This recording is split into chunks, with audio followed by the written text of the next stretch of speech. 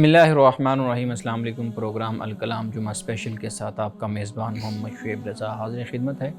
नाज़रीन किराम, इस प्रोग्राम के पहले हिस्सा में हम सीरतुन नबी सल्लल्लाहु अलैहि वालैहि वसल्लम के एक बहुत अहम गोशा पर गुफ्तगू करेंगे और दूसरे हिस्सा में अपने अहद के नुमाइंदा सियासी, समाजी, मजहबी मौज़ूआत पर पैदा होने वाले सवालात के जवाबात एक नए नुक्ता नज़र से जानने की कोशिश करेंगे।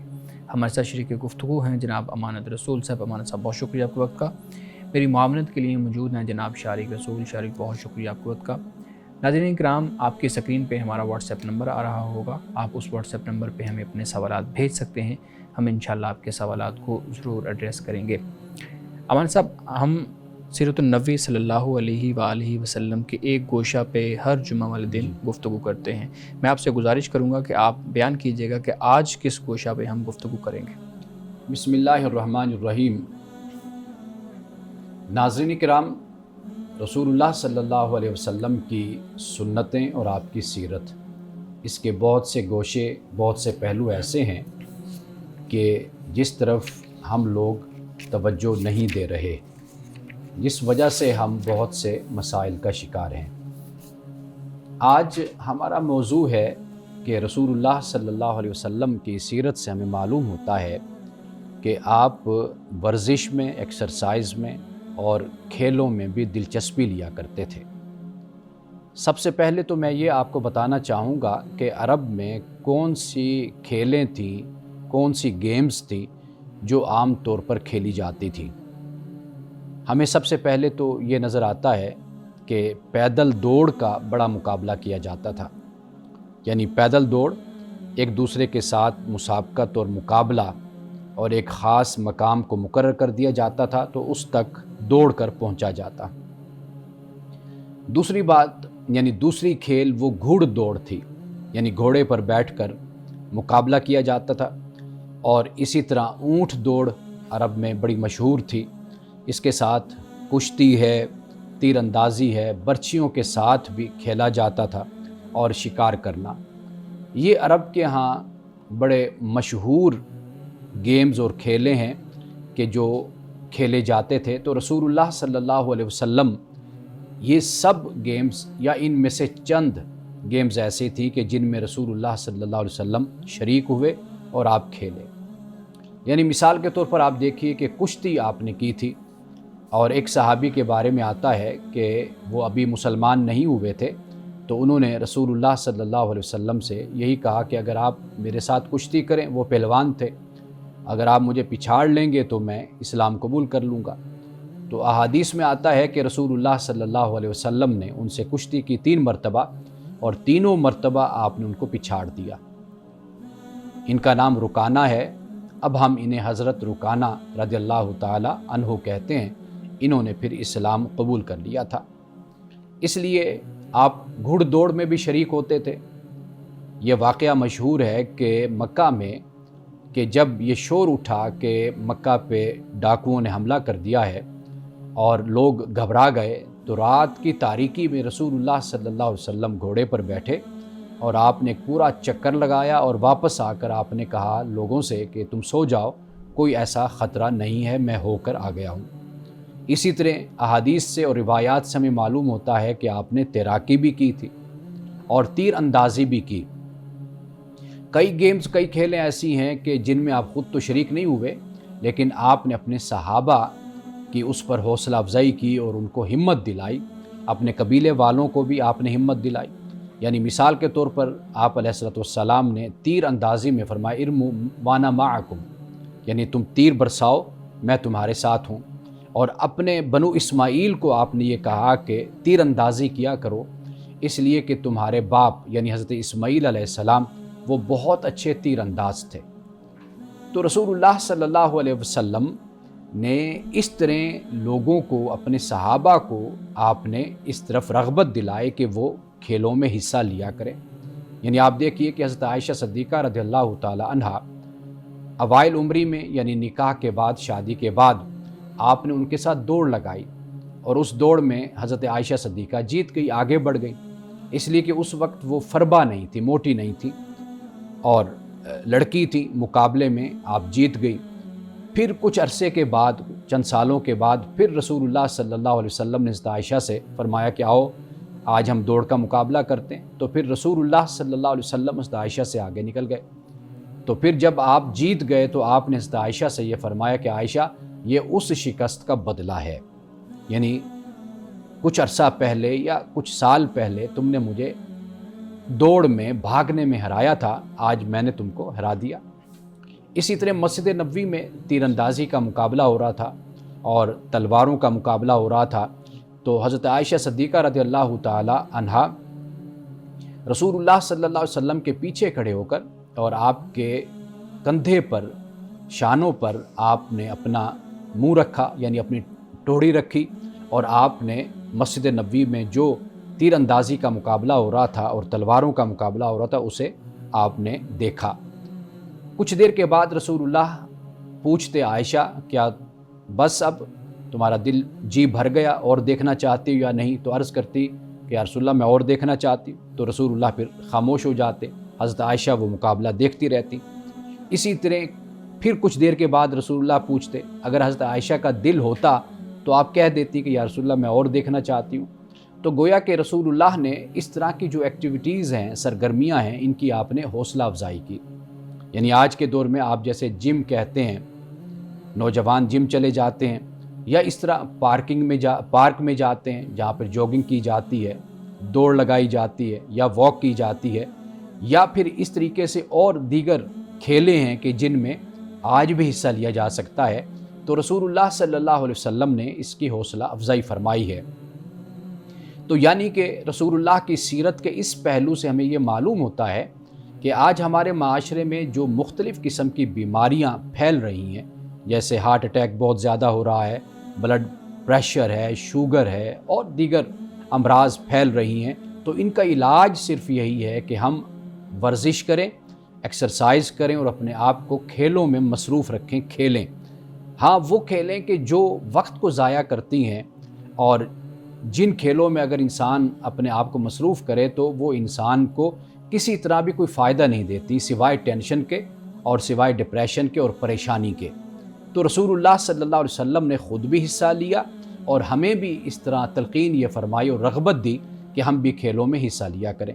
ناظرین کرام، صحیح مسلم کی ایک بڑی اہم اور مستند حدیث ہے، وہ یہ ہے کہ رسول اللہ نے فرمایا کہ المؤمن القوی خیر واحب الی اللہ من المؤمن الضعیف وفی کل خیر۔ آپ نے فرمایا کہ جو قوی مومن ہے وہ بہتر ہے اور اللہ کو زیادہ محبوب ہے اس سے جو مومن ضعیف ہے، کمزور ہے۔ اب یہاں پر جو قوی لفظ ہے اس کے بارے میں محدثین نے کہا، ویسے تو 3 معنی اس کے بیان کیے گئے لیکن 2 پر اکثریت نے اتفاق کیا۔ یعنی ایک معنی تو لیا کہ ایمان میں جو مضبوط ہے وہ بہتر ہے مومن اور اللہ کو زیادہ محبوب ہے، یعنی قوی سے مراد۔ دوسرا قوی سے مراد محدثین نے یہ لیا کہ جو صحت میں اچھا ہے، جو صحت میں اچھا ہے، طاقتور ہے، اپنی صحت کا خیال کرنے والا ہے، فرمایا کہ وہ مومن بہتر ہے اور اللہ کو زیادہ محبوب ہے اس مومن سے کہ جو مومن ضعیف ہے۔ اور وہ فرمایا کہ وفی کل خیر، اور ہر کام میں خیر ہی ہوتی ہے۔ یعنی یہ حدیث بھی ہمیں یہ بتا رہی ہے کہ واضح بات ہے کہ اگر ایک مومن ہے، ایک مسلمان ہے، اگر وہ قوی ہوگا تو وہ زیادہ نیکی کے کاموں میں بڑھ چڑھ کر حصہ لے گا۔ مثال کے طور پر رات کو اٹھنا، تہجد کو پڑھنا، یا ویلفیئر کے کاموں میں شریک ہونا، یا انسانیت کی خدمت کرنا، ان کاموں کے لیے انسان کا جسم مضبوط ہونا چاہیے، صحت مند ہونا چاہیے۔ تو وہ جو مومن ضعیف ہے وہ بھلا کیا پھر کردار ادا کرے گا خدمت انسانیت میں یا اللہ تعالیٰ کے دین کے لیے؟ ناظرین کرام، یہاں وقت ہوا جاتا ہے ایک بریک کا، ہمارے ساتھ رہیے۔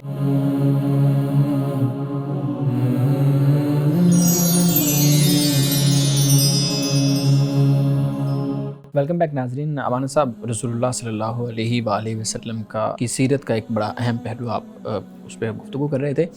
اسی سے متعلق آج میرے پاس ایک بہت اہم موضوع ہے ہمارے ہمسائے ملک میں، اور انہوں نے پابندی لگا دی ہے مختلف چیزوں پہ، تصاویر پہ پابندی، ویڈیو پہ پابندی، خواتین کی تعلیم پہ پابندی، اور خواتین کی جو گیمز ہیں، کھیل ہیں، ان پہ پابندی۔ اور جو ایک دلیل ہے ان ساری چیزوں پہ پابندی لگانے کی وہ یہ ہے کہ یہ غیر شرعی عمل ہے۔ شریعت میں تعلیم حاصل کرنے کی یا اکٹھے بیٹھنے کی، ملنے جلنے کی مرد اور خاتون کو اجازت نہیں ہے۔ ہماری 1400 سال تاریخ میں تصویر سازی، مجسمہ سازی کی کوئی روایت ہمیں نہیں ملتی، اور ہمارے جو علماء ہیں ان کا متفقہ اس پہ فتویٰ ہے کہ یہ تصاویر اور مجسمہ سازی حرام ہے۔ اس بنیاد پہ ایک نقطہ نظر بنایا گیا اور اس کی وجہ سے بہت سی چیزوں پہ پابندی لگا دی۔ اس پہ میں چاہوں گا کہ آپ کے سامنے کچھ سوالات رکھوں تاکہ ہم آپ کی اس پہ رائے جان سکیں۔ سب سے پہلے تو مولانا صاحب یہ بتائیے گا کہ اس میں کہا گیا، دلیل یہ دی گئی کہ یہ غیر شرعی ہے۔ میں چاہوں گا پہلے آپ یہ بتا دیں کہ شریعت کیا ہے، شرعی اصول کیا ہوتے ہیں، اور یہ شرعی اصول کیسے بنتے ہیں، اور کیا وقت کی تبدیلی کے ساتھ ساتھ اس کے اندر تبدیلی ممکن ہو سکتی ہے، نہیں ہو سکتی؟ سب سے پہلی بات تو یہ یاد رکھنی چاہیے کہ یہ جتنے مسائل پیدا ہوئے ہیں نا ہمارے ہاں، جی، تصویر کے حوالے سے، مجسمہ سازی کے حوالے سے، یا دیگر جو صورتیں ہمارے سامنے آتی ہیں، ان کی اصل ایک تو بنیاد یہ ہے کہ اللہ کا دین عرب میں اترا، قرآن مجید نازل ہوا، رسول اللہ صلی اللہ علیہ وسلم عرب سے تعلق رکھتے تھے۔ مکۃ المکرمہ میں، عرب میں خاص طور پر مکۃ المکرمہ کو جب ہم دیکھتے ہیں تو وہاں پر بت پرستی کا ایک عام رواج تھا، یعنی ایون کہ کعبۃ اللہ میں بھی بت وہاں پر رکھے ہوئے تھے۔ یہ صورتحال تھی۔ تو رسول اللہ صلی اللہ علیہ وسلم جب مبعوث ہوئے، آپ تشریف لائے، تو واضح بات ہے کہ اللہ کا دین شرک کو کبھی بھی کسی صورت میں بھی اس کی اجازت نہیں دیتا۔ اللہ واحد ہے، ہمیں توحید کی تعلیم دی گئی، ہمارے اسلام کا دین کا بنیادی نقطہ، بنیاد ہی در حقیقت توحید ہے۔ اب وہاں پر جو صورتحال تھی، بتوں کی پوجا کی جا رہی تھی، وہاں رسول اللہ صلی اللہ علیہ وسلم نے ان کو بہت کچھ فرمایا، احکام دیے، یعنی بت پرستی کے حوالے سے، بتوں کے حوالے سے۔ اور پھر اس ماحول میں رہنے والے جو مسلمان تھے، پھر انہوں نے اسلام قبول کیا، تو آپ نے اس ماحول کے تقاضے کے مطابق، اس پس منظر میں آپ نے تاکیداً ان کو پھر اس بات کی تعلیم دی مختلف حوالوں سے۔ اب وہ احادیث کا ذخیرہ ہمارے پاس بخاری میں بھی، مسلم میں، اور دیگر کتب احادیث ہمارے پاس موجود ہیں، وہاں پر یہ چیز ہمیں نظر آتی ہے۔ اب ہمارے ہاں جو مسئلہ اصل جو کھڑا ہوا وہ یہ ہوا کہ جو ہمارے فقہائے کرام ہیں، اللہ تعالیٰ ان پر اپنی رحمت نازل فرمائے، انہوں نے بڑی دین کی خدمت کی ہے، تو لیکن ہم یہ دیکھتے ہیں کہ جیسے جیسے وقت گزرتا چلا گیا تو احادیث میں جو ایک پس منظر تھا، اس کا جو ایک بیک گراؤنڈ تھا کہ کیا معاشرہ تھا، وہاں کے رہنے والے کیسے لوگ تھے، کیا صورتحال تھی، رسول اللہ نے یہ کیوں فرمایا تھا، یعنی بہت سے مقامات ہم ایسے دیکھتے ہیں کہ جہاں پر رسول اللہ نے ایک بات سے منع فرمایا، پھر بعد میں اجازت دی، یعنی مثال کے طور پر قبروں پر جانے سے منع کیا، پھر آپ نے اجازت دی، کیونکہ لوگ جب شروع میں مسلمان ہوئے تو آپ نے فرمایا کہ ابھی دین تم میں راسخ نہیں ہوا، تو جب راسخ ہو گیا تو پھر کہا کہ ابھی تمہیں اجازت ہے۔ تو یہ جو احادیث مبارکہ ہمیں ملتی ہیں، ان میں اسی بات کو بیان کیا گیا۔ تو ہمارے فقہائے کرام نے عمومی طور پر جنرلائز کر کے وہاں سے ایک حکم جو ہے وہ لیا، اس کو جسے کہتے ہیں کہ استدلال کیا اور اس کو استخراج کیا، تو وہ انہوں نے اس اصول پر، اس بنیاد پر پھر یہ کہا کہ بھی تصویریں یہ فلاں فلاں، چونکہ رسول اللہ نے منع فرمایا تو لہٰذا یہ ناجائز اور یہ حرام ہے۔ اب اصل جو اس کا سبب تھا، وہ سبب پیش نظر رکھا جائے نا کہ کیوں رسول اللہ نے منع فرمایا تھا اس سے۔ ٹھیک، تو اب جب ہم اس دنیا میں داخل ہوئے ہیں، مثال کے طور پر گزشتہ صدی میں آپ دیکھیں تو ہمارے بہت سے علماء نے تصاویر کو نہیں کھنچوایا، اور جب حج پر جانے کا مسئلہ کھڑا ہوا، عمرے پر، بہت سے علماء نہیں گئے اور بہت نے پھر مجبوری میں تصویر کھنچوا کر پاسپورٹ پر لگوائی۔ اچھا، اسی طریقے سے آپ دیکھتے ہیں کہ شروع میں ویڈیوز کا مسئلہ بھی پیدا ہوا، 80s میں خود اس بات کو جانتا ہوں، نوجوان تھا تو ہمارے بہت سے علماء نے ویڈیوز وغیرہ نہیں بنوائی کہ یہ ناجائز اور حرام ہے، لیکن آج ان کے اپنے چینلز بھی ہیں، وہ پاکستان کے علماء کی میں بات کر رہا ہوں۔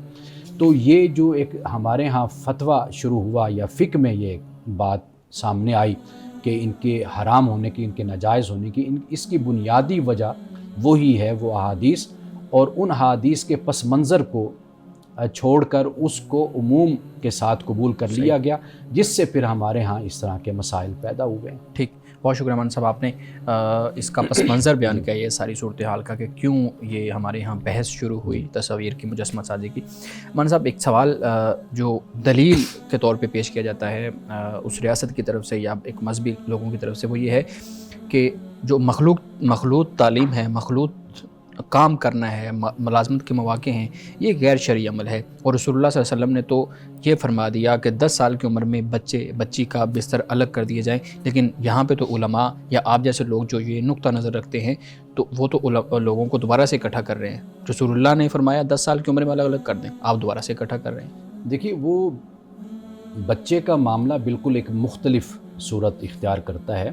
وہ یہ ہے کہ کم عمری ہے، چھوٹا ہے، رات کو اکٹھے سونا ہے، وہ ایک بالکل مختلف اس کی صورت بنتی ہے، اور اس کی دیگر وجوہات ہیں کہ بچہ جیسے جیسے بڑا ہوتا ہے اس کی شخصیت میں تبدیلی رونما ہوتی ہے، وہ بالغ ہوتا ہے، اس کو بستر اس کا علیحدہ کرنا اس وجہ سے کہ بھئی اس کو پتہ چلے کہ اب وہ ایک نئی زندگی کا آغاز کر رہا ہے، نئے مرحلے میں جوان آ رہا ہے، اس پر اب کچھ فرائض اس پر نافذ ہوں گے۔ وہ نماز کا مسئلہ ہے، اس کے بستر کی علیحدگی ہے، اس کی پاکیزگی ناپاکی کے مسائل ہیں، یہ ایک علیحدہ معاملہ ہو جاتا ہے۔ لیکن جب ایک نوجوان ہے، بڑا ہے، تعلیم حاصل کر رہا ہے، ہم معاشرے کے اندر جو سرگرمیاں ہوتی ہیں، وہ تعلیمی ہوں، وہ دیگر سرگرمیاں ہوں، سیاسی ہوں، سماجی ہوں، وہاں پر ہم دیکھتے ہیں رسول اللہ صلی اللہ علیہ وسلم کے ہاں بھی اس طرح کی سیگریگیشن ہمیں نہیں ملتی۔ یعنی ایسی بہت سی احادیث، بہت سی روایات ہمیں ملتی ہیں، آپ پڑھ کر دیکھ لیجئے، ڈاکٹر حمید اللہ صاحب نے اس پر بڑا کام کیا ہوا ہے کہ جہاں پہ رسول اللہ صلی اللہ علیہ وسلم نے کسی قسم کی کوئی سیگریگیشن نہیں کی۔ یعنی آپ یہ کہہ رہے ہیں کہ رسول اللہ صلی اللہ علیہ وسلم کے دور میں کئی چیزوں کے اندر یا کئی ڈپارٹمنٹس کے اندر سیگریگیشن نہیں بالکل نہیں تھی۔ مثال کے طور پر عید کا اجتماع ہے، اس میں بھی خواتین شریک ہوتی تھیں، مرد حضرات آگے ہیں، عورتیں پیچھے ہیں، تو اس طرح کی کوئی تقسیم نہیں تھی۔ صحیح۔ اصل جو بات یہاں پر پیدا ہوتی ہے نا، وہ یہ پیدا ہوتی ہے کہ یہ بھی بات پھیلا دی گئی، حضرت عائشہ صدیقہ رضی اللہ تعالیٰ عنہا کے حوالے سے منسوب کر دی گئی۔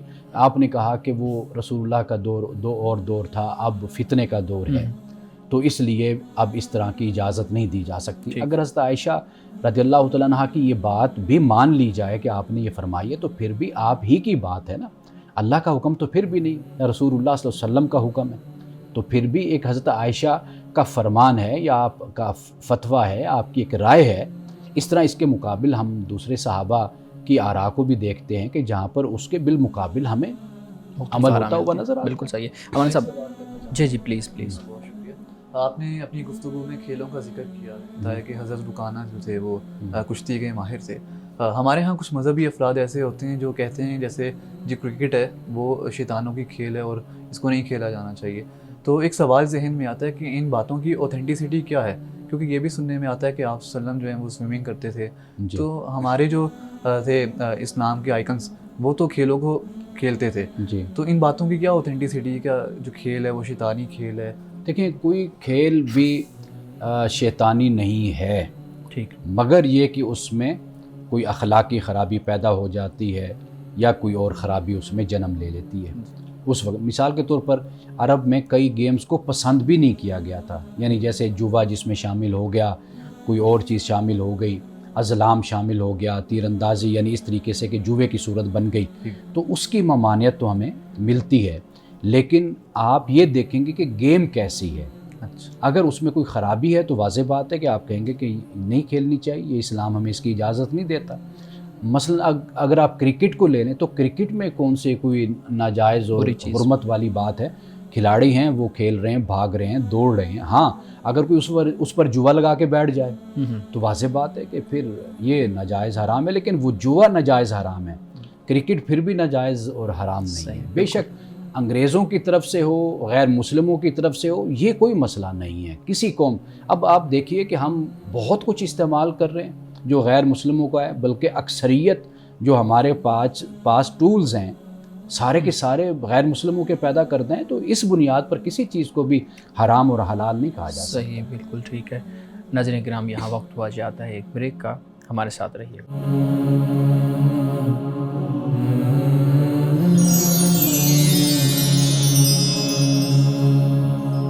ویلکم بیک ناظرین۔ امان صاحب، گفتگو ہو رہی تھی کھیلوں پہ پابندی، خواتین کی تعلیم پہ پابندی، ریڈیو پہ، ٹی وی اس پہ، ویڈیو پہ پابندی۔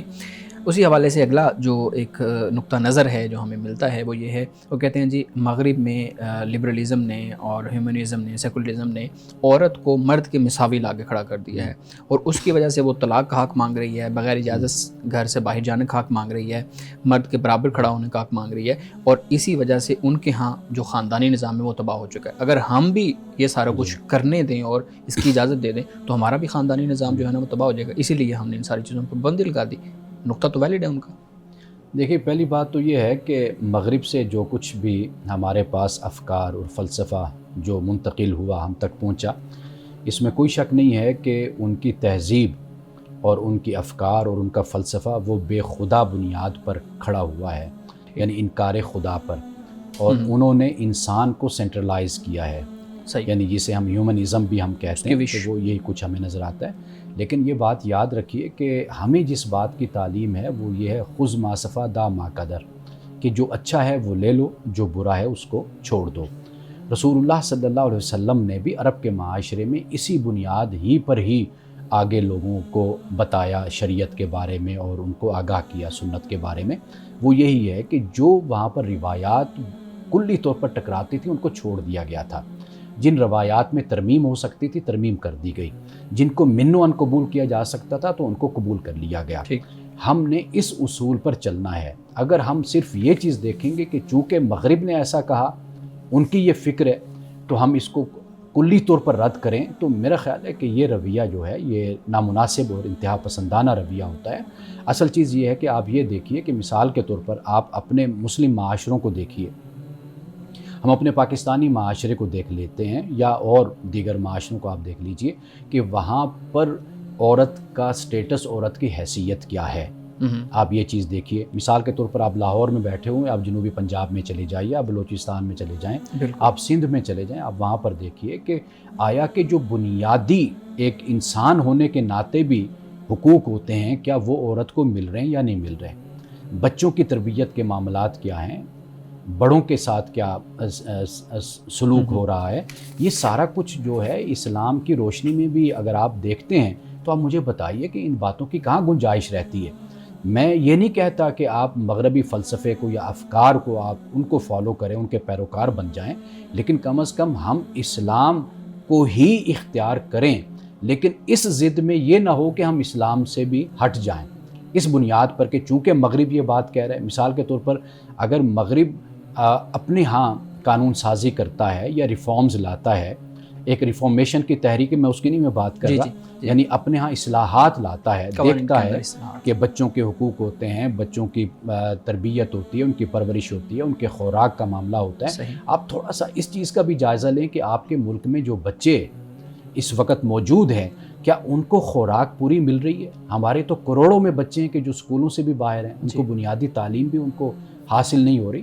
تو میرا خیال ہے کہ یہ جو انداز ہے نا ہمارا، ہمیں صرف اسلام یعنی قرآن اور سنت اس کو بنیاد بنا کر ہمیں آگے بڑھنا چاہیے۔ بالکل ٹھیک ہے مانی صاحب۔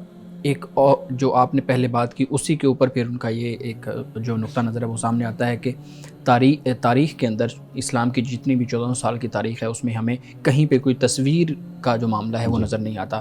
کلی طور پہ صحیح احادیث، روایات، اجماع امت سے یہ بات ثابت ہے کہ تصویر سازی ہے، مجسمہ سازی ہے، یہ مسلم روایت کا حصہ پورے 1400 سال نہیں رہی، یہ مغربی روایت کا حصہ ہے۔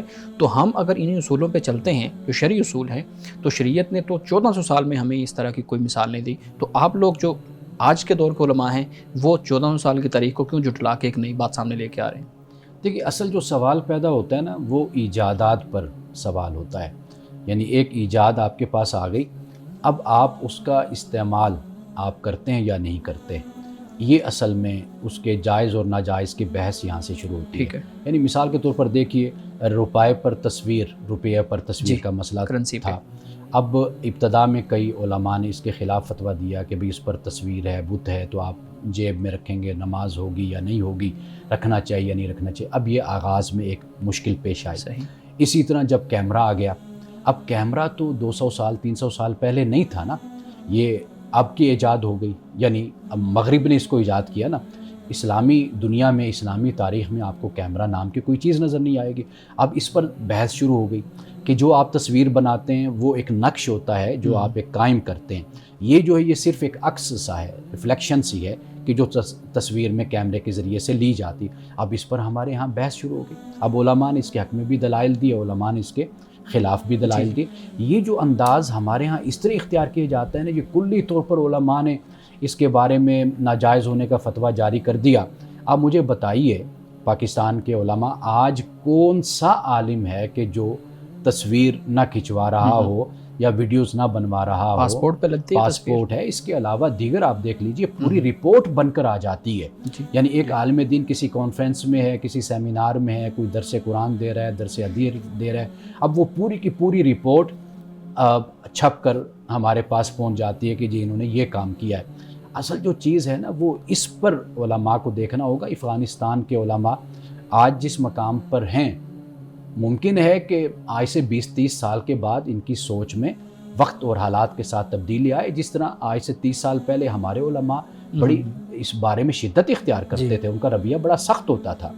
تو میرا ذاتی جو نقطہ نظر ہے وہ یہ ہے کہ ان چیزوں کو جو پہلے موجود نہیں تھی اب وہ موجود ہیں. تو ان میں ایک تو بنیادی طور پر یہ ہے کہ یہ آپ دیکھیے کہ کیا کوئی شرک کا کوئی معاملہ ہے؟ بالکل نہیں ہے. کون مسلمان اب تصویروں کو سامنے رکھ کے کوئی پوجے گا، کوئی عبادت کرے گا؟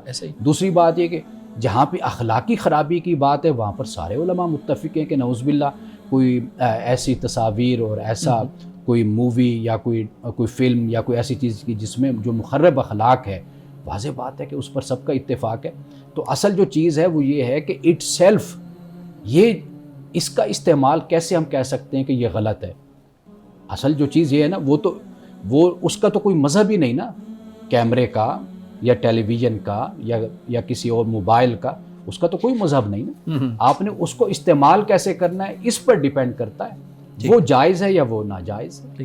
اچھا مولانا صاحب، آپ نے ابھی جو بات کی ہے کہ آج اس کی ضرورت ہے اور ضرورت کی وجہ سے اگر آپ اس میں دیکھیں کوئی اخلاقی خرابی نہیں ہے تو آپ اس کو اپنا لیں، لیکن سوال پھر یہ پیدا ہوتا ہے کہ جب بھی آپ بات کرتے ہیں تو آپ دیکھتے ہیں کہ معاشرے کے اندر کیا بہتر ہے، کیا ہونا چاہیے، کیا نہیں ہونا چاہیے.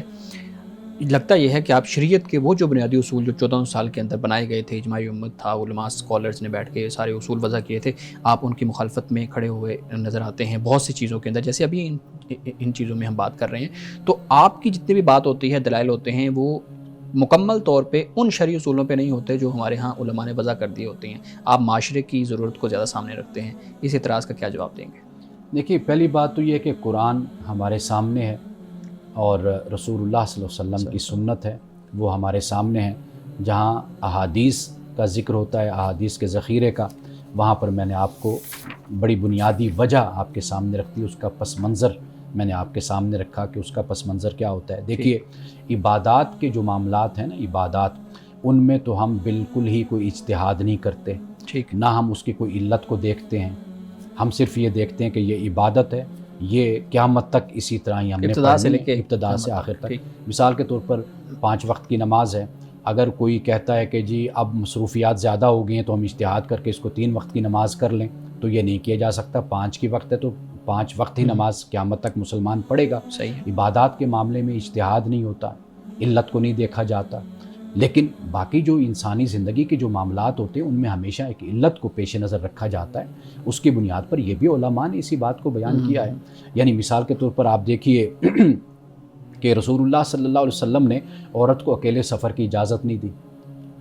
کیوں؟ اس وقت جنگل تھے، صحرا تھے، اور عورت کی جان مال عزت سفر محفوظ بنیادی طور پر اس کی حفاظت. لیکن پھر آپ نے یہ بھی فرمایا کہ ایک وقت آئے گا کہ ایک خاتون جو سی ہے وہ سونے سے لدی ہوگی، وہ عراق سے مکہ تک اکیلی سفر کرے گی، اس کو خدا کے علاوہ کسی کا خوف نہیں ہوگا. ایسی بہت سی احادیث ہمیں ملتی ہیں. تو گویا کہ ان معاملات میں پھر علت بنیاد بن جاتی ہے کہ اس کی بنیاد پر آپ پھر فیصلہ کرتے ہیں. اس لیے خواتین اگر جہاں پر سفر محفوظ ہوتا ہے، آپ دیکھیے کہ یہاں سے خاتون جہاز پہ بیٹھتی ہے، امریکہ چلی جاتی ہے، کینیڈا چلی جاتی ہے، یورپ چلی جاتی ہے. اب اس کی جان کو چونکہ یہاں پر کوئی خطرہ نہیں اس کی عزت اور آبرو کو، تو لہٰذا وہ اکیلے سفر کر لیتی ہے. تو گویا کہ ان معاملات میں پھر ہم علت کو ہمیشہ پیش نظر رکھتے ہیں. یہ بھی علماء کرام نے اس کو بیان کیا. اچھا پھر اس سے آگے آپ دیکھیے کہ مصالح مرسلہ ہے، استصلاح ہے، استحسان کی اصطلاحات ہمارے خود فقہاء نے بیان کی ہیں. وہ بیان جو کی گئی اور ان کے مطابق جو قانون سازی ہوئی اور فتوے دیے گئے وہ اسی بنیاد پر دیے گئے کہ جو آپ کے ہاں نئے مسائل پیدا ہوتے ہیں آپ اس میں حسن کو پیش نظر رکھتے ہیں، خیر کو پیش نظر رکھتے ہیں، دین کی حکمت کو پیش نظر رکھتے ہوئے آپ اس کے مطابق رائے قائم کرتے ہیں اور فتویٰ دیتے ہیں۔ ناظرین کرام بقیہ سوالات لیتے ہیں، ایک بریک کے بعد ہمارے ساتھ رہیے۔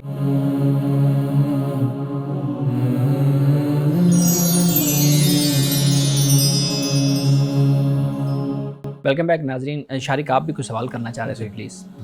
میں یہ جاننا چاہتا ہوں کہ اگر ہماری نیت بت پرستی یا شرکی نہیں ہے تو کیا ہم تصویروں والے کمرے میں نماز ادا کر سکتے ہیں؟ دیکھیے نماز ہر کمرے میں ادا کی جا سکتی ہے، ٹھیک، اگر تصویروں کا ذکر کیا گیا وہ صرف اس بنیاد پر کیا گیا ہے کہ مثال کے طور پر اگر سامنے ہوتی ہے تو انسان کی توجہ تقسیم ہوتی ہے۔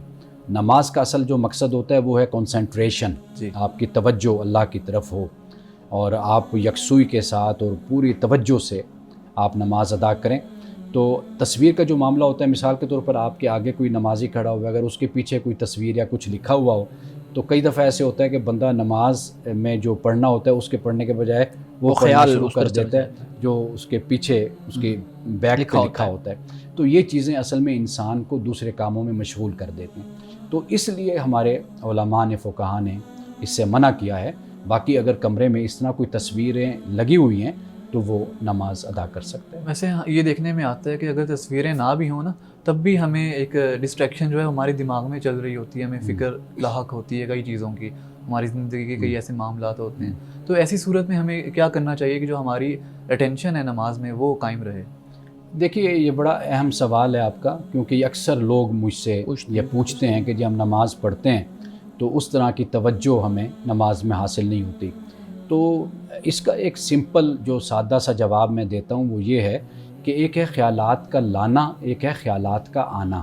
جی، کچھ لوگ ہوتے ہیں امام کے پیچھے کھڑے ہوئے تو وہ کہتے ہیں چلو اب امام جیسے رکوع سجود کرے گا ہم کر ہی لیں گے، تو لہٰذا وہ اپنے کاروباری جو معاملات ہوتے ہیں ان کے بارے میں سوچتے رہتے ہیں، کوئی گھر کے معاملات، تو یہ رویہ اچھا نہیں ہے۔ اچھا، یعنی خیال کو لانا نہیں چاہیے، اگر کوئی خیال آتا ہے تو آنے میں وہ اس پر کوئی پابندی نہیں ہے، انسانی فطرت ہے کہ خیال خود بخود انسان کے ذہن میں آ جاتا ہے، تو آنے پر کوئی پابندی نہیں ہے، یعنی اس پر اللہ کی طرف سے کوئی گرفت نہیں ہے۔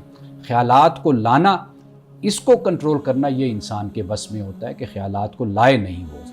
ہمارے ہاں لوگ اسلامی نظام کی اکثر بات کرتے نظر آتے ہیں کہ جو اسلامی نظام ہے وہ ہمارے مسائل کا حل ہے، لیکن میں یہ سوچتا ہوں کیا اس کا واضح حکم اللہ تعالیٰ نے کبھی دیا ہے؟ کیونکہ میں جب بھی قرآن کا مطالعہ کرتا ہوں یا جب بھی سنا قرآن کو تو مجھے ایسا ذکر کبھی سننے کو نہیں ملا۔ جی دیکھیے جو نظام کا لفظ ہے نا، سسٹم کا، یہ تو گزشتہ صدی میں یہ لفظ زیادہ استعمال ہوا، جی، کیونکہ سوشلزم، کمیونزم مختلف سسٹم اور کیپٹلزم اور فیشزم اور بڑے ازم جو ان سے ہیں وہ ہمارے ہاں چل پڑے، تو ازم کا اصل مطلب ہی یہی ہے، ایک نظام ہے، اور جیسے سیکولرزم ہے اور ایسی بہت سی صورتیں ہمارے سامنے آتی ہیں۔ ابھی ہم اس سے پہلے بھی بات کر رہے تھے وقفے سے پہلے، ہیومنزم، اور ایسا یعنی پورا ایک فلسفہ زندگی آپ اس کو کہہ لیجئے یا کہ نظام کہہ لیجئے، وہ الفاظ ہمارے ہاں استعمال ہوئے کہ جس کی بنیاد پر پھر ہم نے اسلام کا بھی وہ اسلامی نظام کا لفظ ہم نے استعمال کرنا شروع کر دیا، اسلامزم کو۔ دیکھیے نظام جو ان سا ہوتا ہے نا وہ وقت کے ساتھ پرانا ہو جاتا ہے، آؤٹ ڈیٹڈ ہو جاتا ہے، لیکن جب ہم اسلام کی بات کرتے ہیں، اسلام در حقیقت وہ قرآن کتاب ہدایت ہے۔ اسلام انسان کو ہدایت دیتا ہے اور انسانی زندگی میں جو مسائل ہیں ان کے بارے میں اصولی طور پر انسان کی رہنمائی انسان کی کرتا ہے۔ تو اس لیے وہ جو ایک نظام پر جب ہم بات کرتے ہیں نا، سسٹم پر، وہ اسی طرح جیسے ڈیموکریسی ہے یا اس طرح دیگر نظام ہے، تو اسلام اس طرح کا کوئی نظام نہیں دیتا۔ میں ہمیشہ ایک بات کہا کرتا ہوں کہ اسلام نظام نہیں دیتا، اسلام ایسے لوگ دیتا ہے جو نظام دیتے ہیں۔ اچھا، یعنی ایسے لوگ پیدا کرتا ہے تربیت سے، تعلیم سے، ہدایت سے، تطہیر سے، تزکیہ سے، کہ جو پھر انسانیت کو ایک سسٹم، ایک نظام دیتے ہیں۔ جیسے حضرت ابو بکر صدیق ہیں، عمر فاروق ہیں، حضرت عثمان ہیں، حضرت علی ہیں، تو وہ دنیا کو پھر ایک نظام، ایک سسٹم وہ مہیا کرتے ہیں۔ آج بھی آپ دیکھ لیجئے ڈیموکریسی کی جب بات کی جائے گی تو خلافت کا ذکر آتا ہے، جی، کہ کس طریقے سے مسلمانوں نے نظام حکومت قائم کیا اور کس طریقے سے چلایا۔ تو میرا خیال یہ ہے کہ اسلام کو اسلام ہی کی نظر سے دیکھا جائے، قرآن کی نظر سے اور رسول اللہ صلی اللہ علیہ وسلم کی سنت کی نظر سے دیکھا جائے تو پھر اس کی جو ابدیت اور آفاقیت اور یونیورسلٹی ہے وہ پھر ہمارے سامنے صحیح طور پر کھل کر آتی ہے۔ آپ نے ابھی بہت دلچسپ بات کی کہ جو اسلام کا نظام ہے وہ اسلام سے اخذ نہیں ہوتا، بلکہ اسلام پرسنالٹیز شیپ کرتی ہے جو آگے نظام قائم کرتے ہیں، جیسے خلافت۔ لیکن ہم جو ہیں، ہمارے جو لوگ ہیں وہ یہ مانتے ہیں کہ جو خلافت ہے وہ اسلام کا ہی نظام ہے، اس کے بارے میں آپ کیا کہیں گے؟ دیکھیے بات پھر وہی آ جاتی ہے ہاں جی کہ لوگ جو اسلام نے پیدا کیے جی انہوں نے قرآن اور سنت کی روشنی میں لوگوں کی رہنمائی کی اور اپنے نظام کو انہوں نے قائم کیا جو اللہ نے قرآن میں اور رسول اللہ نے سنت میں جو اصول دیے۔ یعنی مثال کے طور پر آپ دیکھ لیجئے قرآن پاک اس بات کی تعلیم دیتا ہے کہ تم اپنے معاملات کو مشورے سے طے کرو، جی مشاورت سے طے کرو۔ آمریت، ڈکٹیٹرشپ یا ون مین شو جو ہے اس کا تصور اسلام میں نہیں ہے۔ اچھا، یعنی یہ ہے کہ آپ سارے مل کر اپنے معاملات کو لے کر چلو۔ یہ بہت ہی خوبصورت ایک صورت بن جاتی ہے اجتماعی نظام کی کہ جہاں پر لوگ ایک دوسرے کے ساتھ مشورہ کر کے لے کر اپنے مسائل کو حل کرتے ہیں۔ جی یعنی یہاں تک کہ اپنے خلیفہ کو، اپنے حکمران کو بھی اگر مقرر کرتے ہیں وہ بھی باہمی مشورے کے ساتھ کرتے ہیں۔ ٹھیک ہے، اچھا، دوسری صورت آپ دیکھیے، اجتماعی نظم میں جو ضرورت ہوتی ہے وہ عدل اور انصاف کی ہوتی ہے۔ قرآن پاک نے اس پر بھی زور دیا کہ جب آپ کے میرے معاملات ہوں گے، مثال کے طور پر وہ معاشرتی ہوں، معاشی ہوں، وہ سیاسی ہوں، اقتصادی ہوں یا حکمرانی کے حکومت کے حوالے سے ہوں، ان میں بھی عدل کو ہمیشہ ہم قائم رکھیں گے۔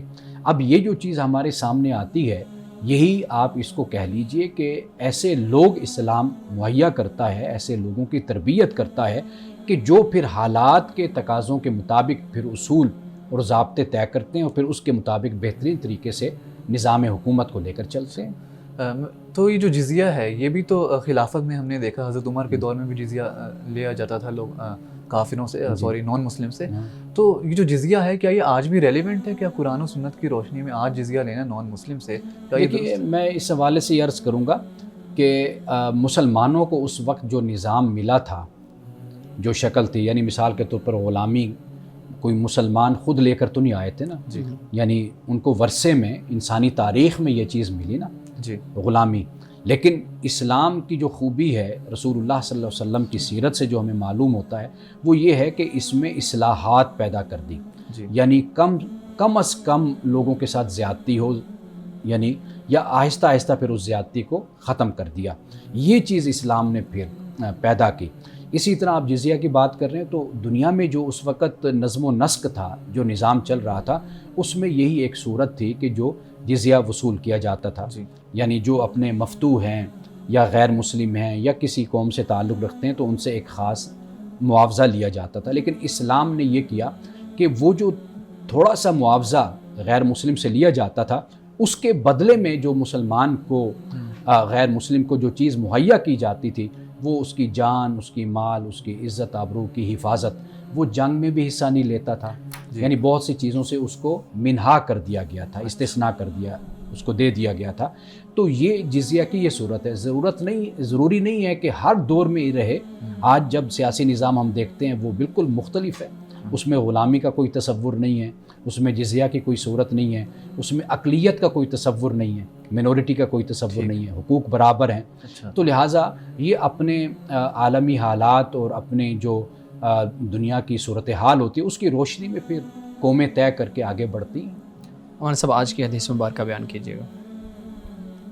حضرت جابر بن عبداللہ رضی اللہ تعالی عنہ سے روایت ہے، آپ فرماتے ہیں کہ رسول اللہ صلی اللہ علیہ وسلم نے فرمایا کہ اے لوگو، اللہ تعالیٰ سے ڈرو اور دنیا کی تلاش میں اعتدال سے کام لیا کرو۔ دنیا کی تلاش میں اعتدال سے مراد یہ ہے کہ بالکل ہی دنیا میں کھب کر رہ کر پیوست ہو کر نہ رہ جاؤ، بلکہ اعتدال اور توازن کے ساتھ چلو۔ فرمایا کوئی شخص اپنی روزی لے لینے سے پہلے ہرگز نہیں مرے گا، یعنی کسی کو بھی موت نہیں آئے گی جب تک وہ اپنی روزی نہ لے لے۔ یعنی مراد یہ ہے کہ جو انسان پاگل ہوا پھر رہا ہوتا ہے، لالچی اور حریص ہو کر پھر رہا ہوتا ہے، اس انسان کو تسلی دی گئی کہ بھئی تم اتنا حرص اور اتنی لالچ مت دکھاؤ، محنت کر رہے ہو تو تمہیں ضرور تمہارا رزق ڈھونڈ لے گا اور تمہیں ملے گا، اگرچہ وہ روزی کچھ وقت بعد ملے، یعنی محنت کے بعد کچھ عرصے بعد ضرور وہ تمہیں تمہارا حق مل جائے گا۔ اس لیے اللہ پاک سے ڈرو اور طلب دنیا میں اعتدال سے کام لو، حلال حاصل کرو اور حرام چھوڑ دو۔ یہ رسول اللہ صلی اللہ علیہ وسلم نے اپنی امت کو تعلیم فرمائی۔ ناظرین کرام، اس دعا کے ساتھ اپنے پروگرام کا اختتام کریں گے۔